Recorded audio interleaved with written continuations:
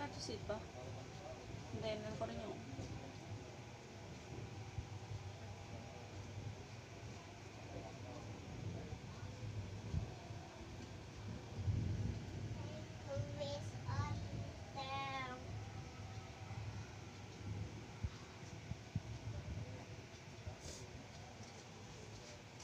Aman, sayang aman. Gimana ya, Mak? Lalu dok, ini kan pemerintah sudah mengeluarkan kebijakan bagi pekerja untuk work from home atau bekerja dari rumah. Lalu juga sekolah-sekolah juga sudah di banyak tempat ini mulai dihentikan kegiatannya. Kegiatan di tempat umum dan tempat ramai juga dihimbau untuk tidak dilaksanakan. Apakah keputusan pemerintah ini sudah tepat untuk mencegah penyebaran virus COVID ini semakin meluas di Indonesia? Oke, saya akan kembali lagi ke konsep awal tadi bahwa hal paling indah dari virus itu adalah sekali lepas atau nggak sengaja lepas gitu, itu nggak akan ada satupun manusia di dunia yang bisa menghentikan. Jadi pada saat kita kemasukan COVID yang baru ketahuan bulan Maret gitu kan, meskipun menurut saya sebenarnya mungkin sebelum itu juga udah masuk gitu, cuman kita nggak sadar gitu kan. Nah begitu udah masuk ke satu lokasi, maka itu akan tersebar ke semua wilayah.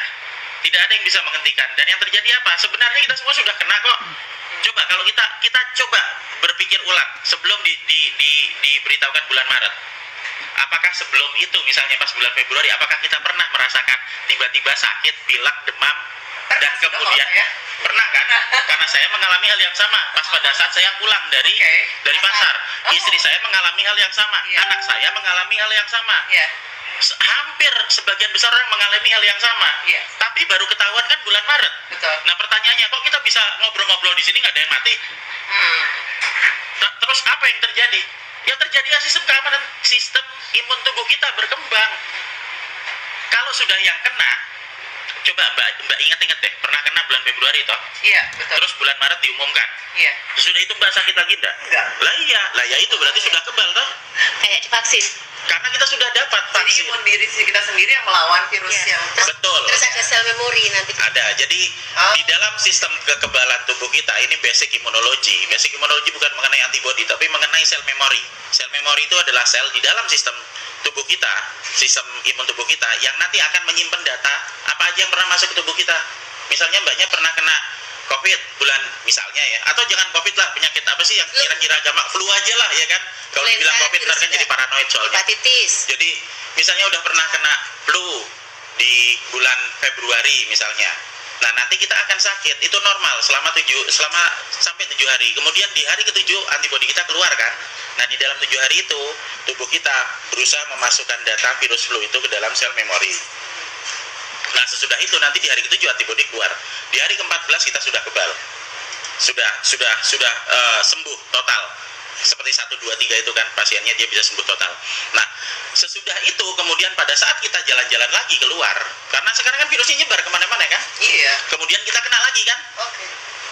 Respon imun yang kedua itu tidak 7 hari, hanya dalam waktu 1 hari udah keluar antibodinya. Karena tubuh kita udah ingat. Udah ingat benar. Ada sel memori, itu prinsip utama vaksinasi. Makanya buat yang pernah sakit bulan Februari kemarin, pada saat bulan Maret sampai sekarang, kan kita semua masih bisa ketawa-tawa sambil merokok. Makanya kita kemarin berani datang ke tempat suspek. Ya, itu sebabnya saya datang kemarin pada saat hari Minggu ke Depok, ke pusat lokasi outbreak. Saya akan datang ke situ untuk memaparkan diri saya, sekaligus untuk membuktikan ke masyarakat bahwa kalau saya sudah pernah kena, maka saya datang ke situ dan saya akan kembali lagi dan saya dalam kondisi sehat karena saya sudah kebal sebelumnya.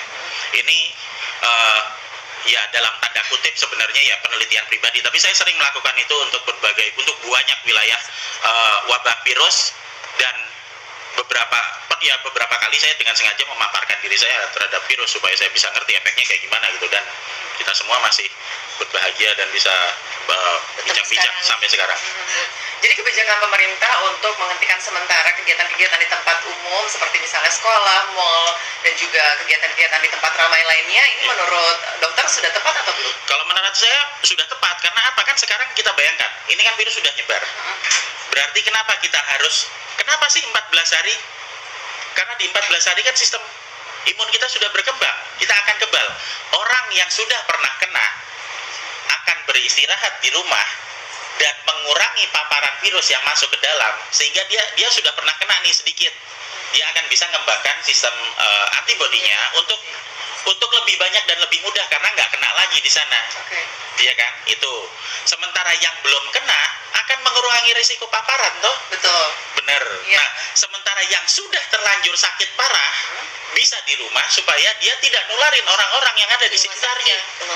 Jadi kalau dibilang kita mau istilahnya kita menjaga diri di dalam rumah, ya kan, membatasi kegiatan sosial atau kegiatan berkumpul, menurut saya sudah tepat. Dan ini bukan lockdown. Bukan, sama sekali bukan lockdown. Jadi orang-orang kan bilangnya heboh, wah ini ada lockdown seperti Ya. seakan-akan seluruh kegiatan berhenti semuanya Kalau total. lockdown itu ditutup katanya. Ya, jadi Pemahamannya sebenarnya agak keliru ya dok ya. Iya. Istilah lockdown itu dengan penghentian sementara. betul sekali, dan kita harus hati-hati dengan term ini ya, karena term atau istilah ini akan sangat mudah dimain-mainkan. Pembatasan dibilang lockdown, ya kan? Nanti semuanya akan bilang wah ini Indonesia di lockdown. Padahal itu artinya berbeda. Hanya karena masalah pengertiannya aja yang berbeda. Yang kita lakukan sekarang adalah membatasi kegiatan sosial, ya kan? Bahasa Inggrisnya social distance itu kan. Social distance. Iya. Oke. Sementara kalau misalnya yang disebut lockdown itu adalah melakukan karantina terhadap satu wilayah, di mana di wilayah tersebut merupakan sumber penyakit dan sumber penyakit ini belum menyebar. Itu sebabnya Cina melakukan lockdown terhadap Wuhan. Di karantina seperti itu ya dok? Iya, supaya tidak nyebar ke Shanghai sama Hong Kong kan gitu. Oke. Dan memang tidak kesebar ke sana. Nah, sementara jadi lockdown hanya efektif bekerja jika kita kita tahu sumber lokasinya di mana, epicentrumnya di mana, tutup semuanya di situ, ya kan? Sembuhkan semua orang yang ada di situ dan dijaga supaya orang yang ada di situ tidak keluar-keluar nyebarin kemana-mana, kan gitu. Nah, sekarang kita kembali ke Indonesia. Di mana kasus positif sekarang? Jakarta, Bandung, Semarang, Solo, udah nyebar kemana-mana. Nah, apa yang mau di lockdown? Udah nyebar kemana-mana. Kita tidak bisa melakukan lockdown untuk kasus di mana penyakit sudah terlanjur menyebar. Yang bisa kita lakukan adalah kita berusaha untuk mengajari, mengedukasi setiap warga, setiap rakyat Indonesia yang ada supaya sadar bahwa jika mereka sakit apa yang harus dilakukan secara mandiri. Vitamin E, vitamin C itu murah, sabun ada banyak di mana-mana, kita semua bisa meningkatkan kualitas kesehatan kita, plus kita akan bisa untuk membasmi virus yang ada di lapangan kalau kita kerjakan bareng-bareng. Karena kita nggak bisa menggantungkan sekian banyak rakyat hanya untuk beberapa rumah sakit yang malah akan tambah bikin chaos.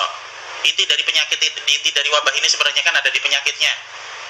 Efek yang berlanjut, chaos, teror, panik yang ada di kepala, yang sebenarnya hal yang ditakutkan itu nggak pernah terjadi. Kita membayangkan kayak yang di video-video orang pada mati gelimpangan, sementara begitu kita sadar tidak lihat HP nih, kita keluar, kita beli mie ayam di depan dan nggak ada orang mati di luar.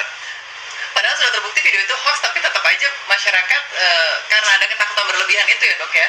Kalau misalnya karena terus menerus. Jadi kalau saya bilang di depan sana itu nanti di bawah pohon itu kan nanti ada kuntilanak tuh ya. Kalau kita semua nanti ke sana, nanti kita akan dicekek sama kuntilanak. Saya akan bilang itu setiap 2 jam sekali. Sampai anak cucu. Semua orang di kantor ini nggak ada yang berani lewat situ. Padahal kalau kita datang ke situ kuntilanaknya juga nggak ada.